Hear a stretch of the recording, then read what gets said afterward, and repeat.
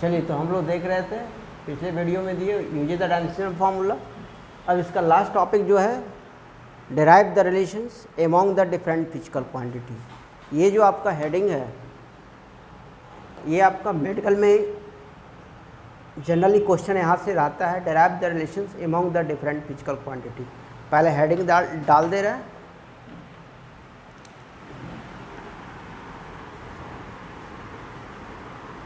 derive the relation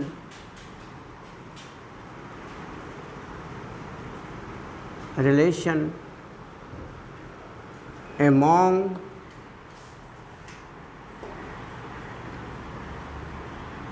different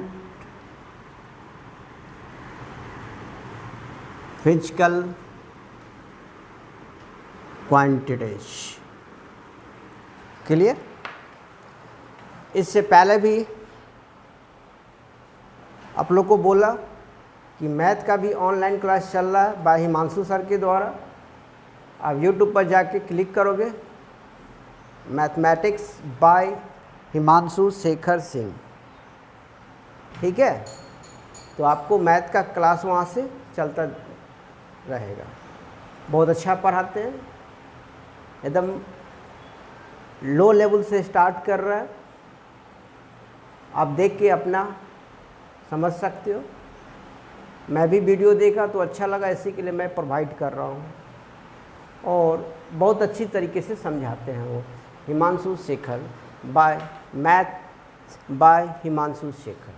clear? अब हम आ जा रहे हैं यूज द डायमेंशनल फार्मूला पे, derive the relations among the different physical quantity. इसको आप अच्छा से समझिए कि जैसे मान लीजिए आप हैं क्लास में, आप हैं और हम हैं। हमारा आपका गर्ल्स के साथ क्या रिलेशन है, बॉयज़ के साथ क्या रिलेशन है, पीछे वाला बच्चे के साथ क्या रिलेशन है, उल्टा है या सीधा है, डायरेक्ट है या स्क्वायर है, ये आपका डायमेंशन से हमारा और आपके बीच में। चूँकि हम लोग तो एक से ज़्यादा इसी के लिए अमाउंट का यूज किए, तो फिजिकल क्वांटिटी में जो सही रिलेशंस होता है वह इस तरीके से हम लोग डिराइव कर सकते हैं, राइट? जैसे मान लीजिए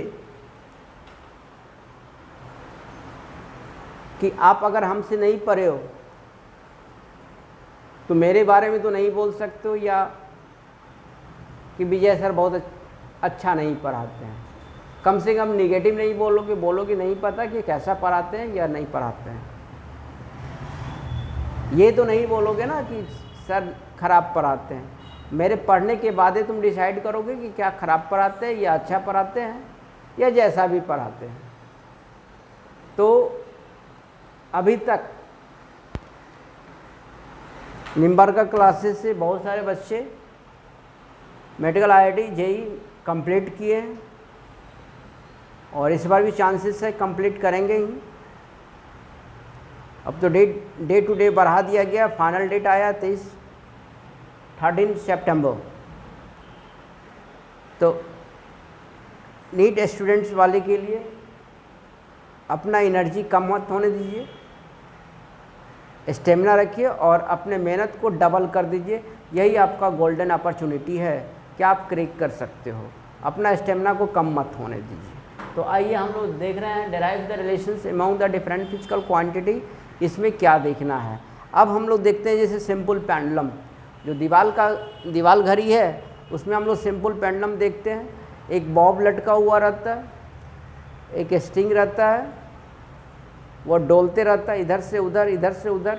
तो हम लोग उस घड़ी का फिगर लेते हैं कि time period of simple pendulum किस किस फैक्टर पर डिपेंड करेगा, हम देख के बताएंगे। और जब फाइनल रिजल्ट आएगा तो किस किस फैक्टर पर डिपेंड नहीं करेगा, जो सही फार्मूला मेरा आ जाएगा। तो यहाँ से देखिए आप, यही आपका सिंपल पेंडुलम का हम फिगर देने जा रहे हैं।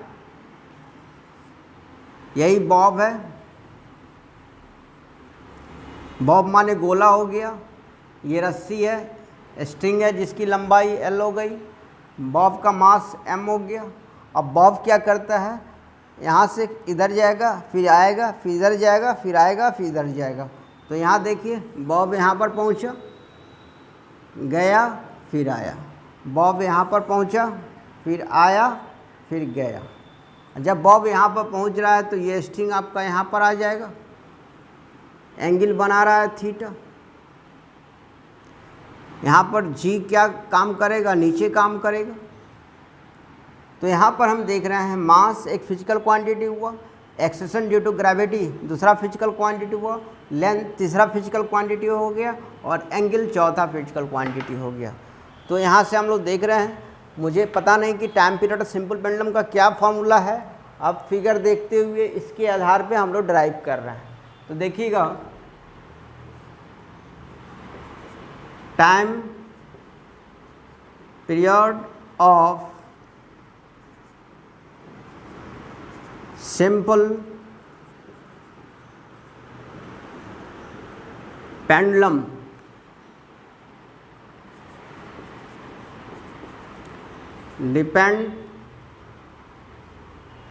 depend on the पहला mass of the bob, m जो लिए तो t directly proportional to m power a, equation first दिए। दूसरा देख के अब हम वहाँ से क्लियर कर रहे हैं कि time period of simple pendulum किस किस फिजिकल क्वांटिटी पर डिपेंड कर रहा है।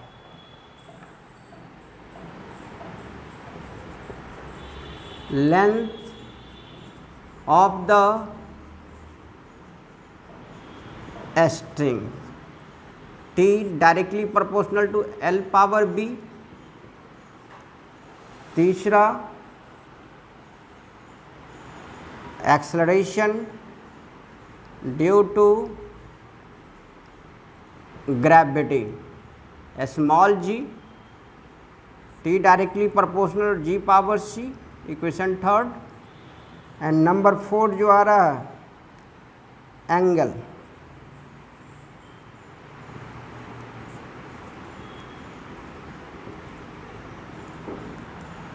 अब जो हम पावर सब पे ले रहे हैं, m पर पावर a लिया, l पर पावर b लिया, एक्सेशन ड्यू टू ग्रेविटी पर पावर c लिया और एंगल पर पावर d लिया, तो हम डायमेंशंस का डेफिनेशन भी जानते हैं। It may be define as the power on fundamental quantity, जैसे मास, लेंथ एंड टाइम। तो डायमेंशन के तरीका से हम डिराइव कर रहे हैं ये फॉर्मूला। अभी अभी मैंने एग्जाम्पल आपको दिया था कि हम देख के यहाँ तो कह रहा है कि टाइम पीरियड मास पे डिपेंड कर रहा है, किसके मास पे, तो बॉब के मास पे, एक्सेशन ड्यू टू ग्रेविटी पर डिपेंड कर रहा है और सबका डायरेक्टली ले रहा है, इन्वर्सली नहीं रहे। इन्वर्सली का मतलब होता है निगेटिव। जैसा अभी मैंने आपको समझाया ना कि अगर आप हमसे नहीं पढ़े हो, अगर आपसे किसी तीसरे लड़के ने पूछ दिया कि विजय सर कैसा पढ़ाते हैं, तो शायद हम उम्मीद करते हैं कि आप बोलोगे हम तो पढ़े नहीं हैं, बहुत दिन से पढ़ा रहे हैं, इसका मतलब अच्छा पढ़ा रहे होंगे। निगेटिव तो नहीं बोलोगे। जब निगेटिव आप नहीं बोलोगे तो डायरेक्टली होगा, जब निगेटिव बोलोगे तो इन्वर्सली होगा। तो इसी तरह हम फिजिकल क्वांटिटी के बारे में नहीं जानते हैं कि टाइम पीरियड के साथ क्या रिलेशन है। जब टाइम पीरियड के साथ रिलेशन और अदर फिजिकल क्वांटिटी के बारे में हमको पता नहीं, तो हम क्या बोले, अभी हम सबके साथ पॉजिटिव सोच लेंगे, सबके साथ डायरेक्टली प्रोपोर्शनल करेंगे, इन्वर्सली प्रोपोर्शनल किसी के साथ नहीं करेंगे। ये इसका तरीका होता है, जैसा मैंने अभी बोर्ड पर बताया। अब आप देख लो, अब इस चारों इक्वेशन को कंबाइन कर रहे हैं।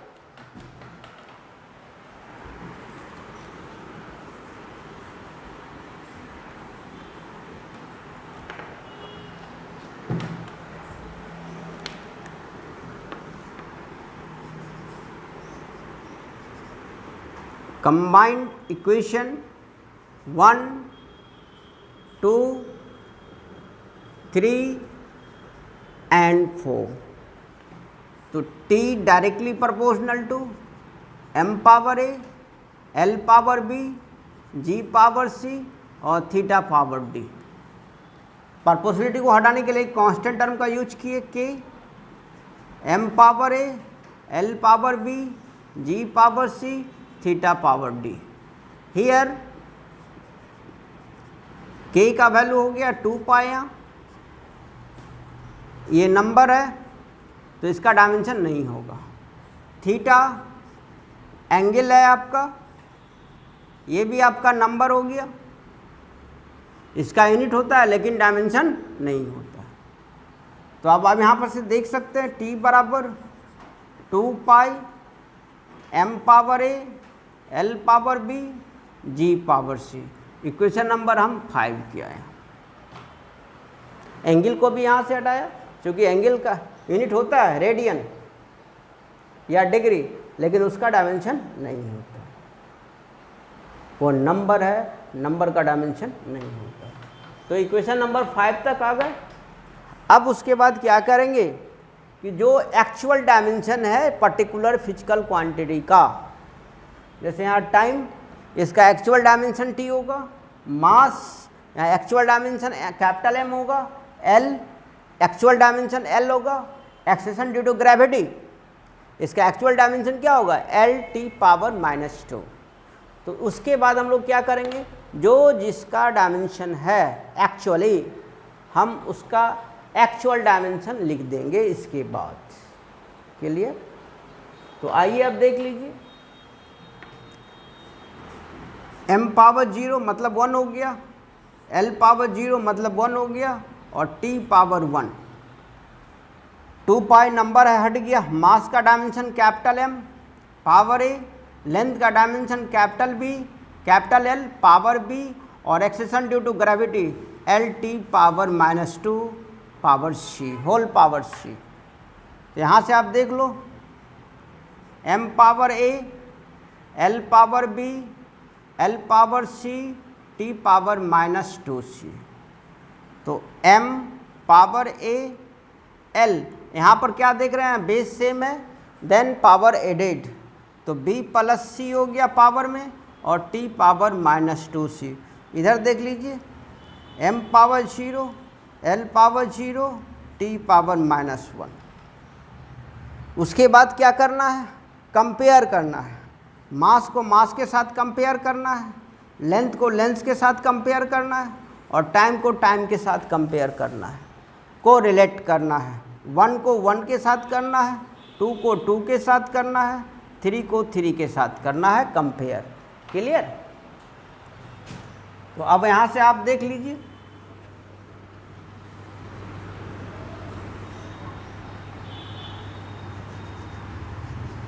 Compare mass to mass, m power 0 इधर m पावर a, बेस यहाँ क्या देख रहे हैं, सेम, बेस सेम है then power equal, base same है देन पावर इक्वल। तो a बराबर कितना हो गया 0, a का वैल्यू आ गया। उसी तरह b और c का वैल्यू लेंगे, कंपेयर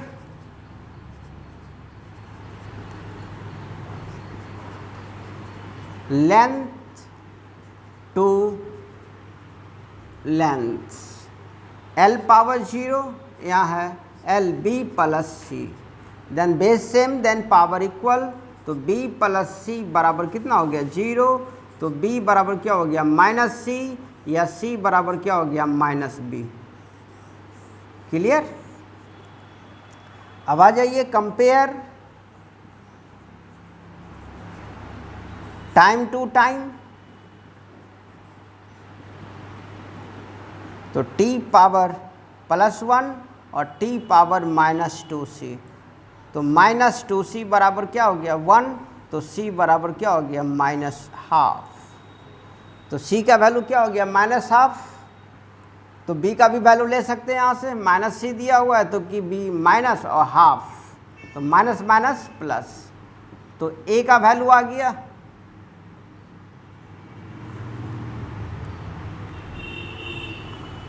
b का वैल्यू आ गया +12 और c का वैल्यू आ गया -12। अब a b c का वैल्यू इक्वेशन नंबर 5 में डाल दें यहाँ। Now putting the value of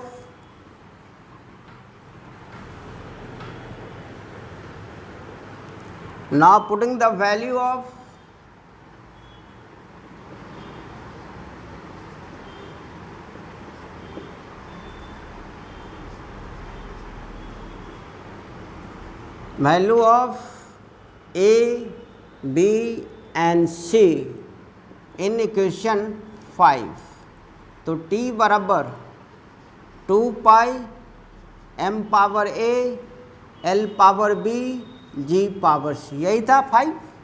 देखिए डाल रहे हैं 2 पाई, a का वैल्यू 0 डाल दिया, b का वैल्यू +½ डाल दिया, c का वैल्यू -½ डाल दिया। क्लियर। अब ये m पावर 0 कितना के बराबर हो जाएगा, 1 के बराबर।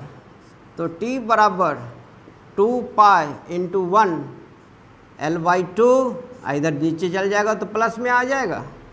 तो t बराबर 2 पाई, इसको लिख सकते हैं ऐसा l और इसको लिख सकते हैं ऐसा g।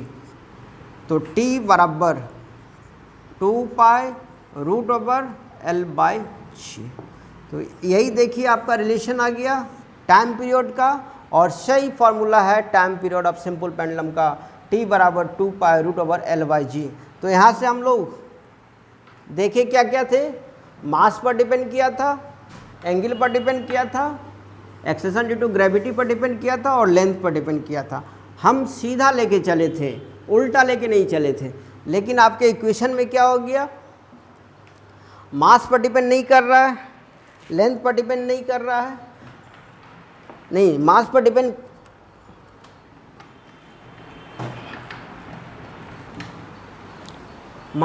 नहीं कर रहा है, लेंथ पर डिपेंड कर रहा है सीधा, एक्सेशन ड्यू टू ग्रेविटी पे उल्टा डिपेंड कर रहा है, इन्वर्स का रिलेशन है, और एंगल पर डिपेंड नहीं कर रहा है। क्लियर। तो इस तरह से हम लोग देखें, क्या देखें, अब इसको ऑब्जेक्टिव क्वेश्चन बना सकते हैं। नोट में डाल दे रहे हैं, नोट में, in case of a string, in case of a string, time period of simple pendulum depends on length of a string and acceleration due to gravity। Clear. देख लीजिए कैसा, but does not depend on mass of the bob and angle। Clear.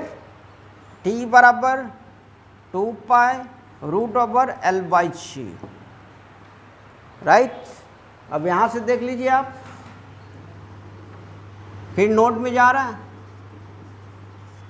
In case of A spring का collection दे रहा है आप लोग को, time period of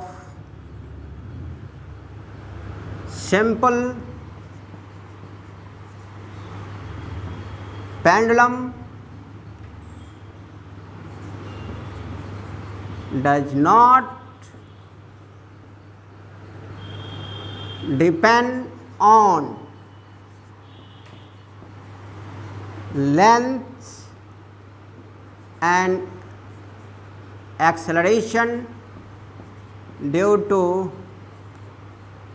gravity, but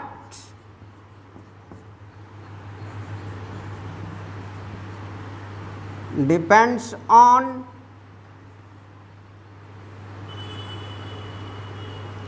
mass and force constant या स्प्रिंग कांस्टेंट। t बराबर 2 पाई √m/k, यही आपका स्प्रिंग का टाइम पीरियड आया। दोनों में आप अंतर देख सकते हैं, एकदम क्लियर कर दिए। क्लियर। अब देखिए इसी से आईआईटी का क्वेश्चन था डायमेंशनली।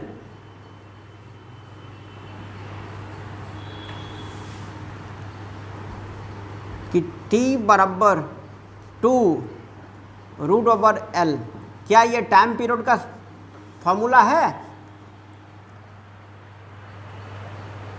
डायमेंशनली इधर L हो जाएगा, इधर T हो जाएगा, तो इनकरेक्ट हो गया।